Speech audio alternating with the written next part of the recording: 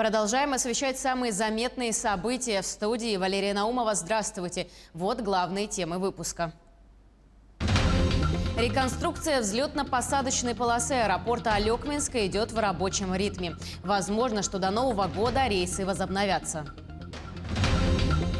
В Якутске открылся медицинский центр незрячего массажа. Расскажем об этом подробнее. Сборная России накануне вернулась с Олимпийских игр. Покажем, как чествовали спортсменов.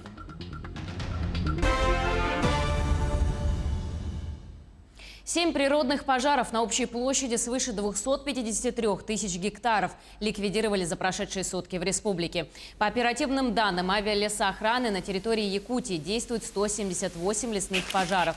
Их тушат свыше 4 тысяч человек и 655 единиц техники. В населенных пунктах Бяськюэль, Тастах, Кырыкы, Кылаи, Итык-Кюэль, Ударник и Сельдюкар задействованы специалисты МЧС России. Они проводят работу по расширению минерализованных полос и тушения отдельных очагов. Также авиацию применяли на территории Горного, Кобяйского и Нюрбинского районов. За сутки произвели 16 сливов и сбросили 90 тонн воды. Перебросили на пожары 27 человек. Руководитель республики Айсен Николаев работает в Намском районе сегодня. Глава региона проконтролирует ход тушения лесного пожара в районе села Эргелех. Также он встретится с работниками, задействованными на тушении лесного пожара, и провел на месте оперативное совещание. Также он осматривает те территории, где сохраняется напряженная обстановка по лесным пожарам.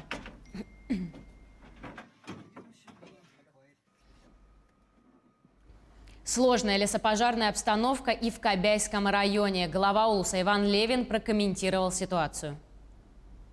На территории Кобяйского района действует 8 лесных пожаров. Ликвидирован лесной пожар номер 48 за счет объединения с лесным пожаром номер 29. Задействовано 520 человек, 56 техники. На особом контроле находятся 3 населенных пункта: Ситта, Кальвица и поселок Сангар. В Ситте сегодня планируется работа на кромке пожара с северо-запада от населенного пункта. Прибыл дополнительный экскаватор и будет задействован в тушении почвенных пожаров Ситты. В поселке Сангар продолжается устройство минерализованной полосы и выполнение защитных встречных отжигов. Завтра ожидаем прибытия дополнительных пожарных машин АЦ в количестве 3 единиц и 1 водовозная техника. В Кальвице вчера вечером и ночью производились встречные палы. В настоящее время ведется окарауливание. В селе Кобяй в 5 километрах от населенного пункта ведется работа на геологической просеке по минполосе и встречному отжигу. В местах проведения защитных встречных отжигов будут наблюдаться открытые огни и задымленность. Прошу население сохранять спокойствие и проявить терпение. По информации оперативного штаба Якутии, сложная лесопожарная обстановка сохраняется на территории Горного, Кобяйского, Намского, Татинского, Усть-Алданского районов. Сегодня в центральных районах снова установилась сухая ветреная погода с порывами от 10 до 15 метров в секунду. Сейчас в Якутск дует юго-восточный ветер с порывами от 4 до 9 метров в секунду. Температура воздуха составляет плюс 27, плюс 29 градусов. В случае изменения направления ветра с юго-восточного на северо-западный в столице может наблюдаться дым от лесных пожаров Горного, Кобяйского и Намского районов. В целях уменьшения неблагоприятного влияния на здоровье продуктов горения при задымлении МЧС России рекомендует гражданам соблюдать правила безопасности. Кормозаготовительная компания в Якутии находится под особым контролем оперативного штаба. На сегодняшний день в республике заготовлено 187 тысяч тонн. По предварительным данным районов и городских округов республики в текущем году прогнозируется заготовка сена в объеме 369 тысяч тонн, что составляет 80% от планируемых объемов. Кроме того, в 7 районах республики оценили ущерб от лесных пожаров. В связи с этим районы планируют организовать мобильные бригады для заготовки сена в отдаленных сенокосных угодьях. По республике Саха-Якутия сейчас 457 тысяч тонн у нас план. Из них сегодня выполнено 187 тысяч тонн заготовлено. В 7 улусах объявлен ЧС по лесным пожарам. И по этим улусам идет ущерб подсчет ущерба, сколько выгорело, сколько угодий сенокосных, сколько заготовлено сена. И должны потом поддержать и компенсировать тот ущерб, который унесен пожарами, лесными пожарами. В Якутии реконструкция взлетно-посадочной полосы аэропорта Алекминска идет в рабочем ритме. Сегодня премьер Андрей Тарасенко провел в Алекминске совещание по ремонту ВПП аэропорта. В совещании приняла участие депутат Госдумы от Якутии Галина Данчикова. На сегодняшний день реконструкция взлетно-посадочной полосы аэропорта Алекминска идет в штатном режиме. Были установлены термоскважины. Это был сложный объемный вид работ. Они были выполнены вовремя. Работают 3 бригады. Ночью работает кран по укладке плит, набран рабочий темп. По завершению порядка в сентябре полосу забетонируют полностью 1670 метров. После того, как подрядчик выполнит реконструкцию, начнутся работы по лицензированию. Возможно, что до Нового года рейсы возобновятся, сообщил глава Алекминского района Николай Харбин. К другим темам. В первой половине этого года специалисты Банка России выявили на финансовом рынке Якутии 5 компаний, которые нелегально выдавали гражданам займы. В основном они работали под вывесками микрофинансовых организаций и ломбардов, которые ранее были исключены из реестра. По числу выявленных нелегальных кредиторов Якутия занимает 2-е место в ДФО после Приморья. Прежде чем доверить свои деньги какой-либо организации, необходимо проверить наличие у нее официального разрешения на предоставление конкретных финансовых услуг. Этой компании также не должно оказаться в списке субъектов с выявленными признаками нелегальной деятельности. Если вы или ваши близкие столкнулись с незаконной деятельностью на финансовом рынке, сообщите об этом в Банк России и подайте заявление в правоохранительные органы. Перейдем к эпидобстановке. За минувшие сутки на территории республики зафиксировали 139 новых случаев коронавирусной инфекции. Так, в Якутске обнаружили 69 случаев заболевания. В Мирнинском районе 19, в Нерюнгринском 8, в Ленском районе 7, в Мегино-Кангаласском 5. По 4 случая зарегистрировали в Амгинском и Нюрбинском районах. Еще в 10 районах выявили от 1 до 3 заболевших. Между тем, на базе 4-го корпуса Якутской республиканской клинической больницы получают лечение пациенты Центра современной нефрологии и диализа с коронавирусной инфекцией. Больные с хроническими болезнями почек являются группой особо высокого риска заражения COVID-19 и высокой летальности при развитии заболевания. Такие пациенты – одна из уязвимых групп населения. На страже здоровья и жизни больных в одной связке врачи-пульмонологи и нефрологи. С начала пандемии в красной зоне центра пролечилось более 70% пациентов с хронической почечной недостаточностью, перенесшей коронавирусную инфекцию. Они изначально тяжелые больные, имеют очень много сопутствующих заболеваний. Нам приходится учитывать их все болезни. Нам приходится постоянно коррегировать дозировки препаратов, подбирать лекарства и в динамике следить за их состоянием. Потому что имеются показания, противопоказания тем препаратам, которые мы используем при коронавирусной инфекции. Ленчанам начнут удалять катаракту на месте в Ленской ЦРБ. Для этого с Якутска будут выезжать офтальмологические бригады.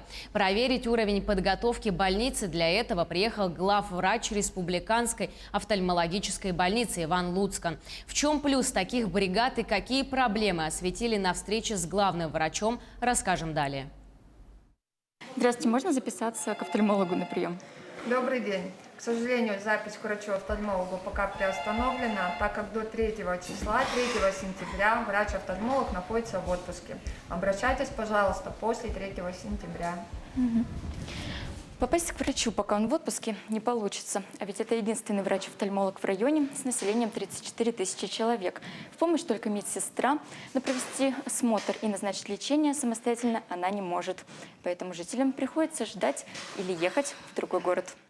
Запись к офтальмологу обычно расписана на месяц вперед. Чтобы прием пациентов возобновился как можно скорее, с этой недели в больнице работает временный специалист с Якутска. Решение принято по итогам поездки в Ленск главврача Республиканской офтальмологической больницы Ивана Луцкана. Но для качественной помощи важны не только приемы. Нужно оперировать катаракту на месте. Ленчанам приходится ездить в Якутск, соответственно, тратить только на билеты более 30 тысяч рублей. Теперь врач будет составлять список больных в районе не меньше 50 человек. Затем в Ленск будут направлять выездные офтальмологические бригады. Почему это плюс? В первую очередь, потому что пациентов будут готовить здесь. Если у них какие-то есть острые состояния и так далее, это противопоказания госпитализации. Иногда бывает, что они приезжают в Якутск, тратят на это деньги, а там выясняется, что у них ОРВИ или какая-то патология, которая несовместима с тем, чтобы проводить операционное вмешательство. Это чаще всего еще пациенты с сахарным диабетом.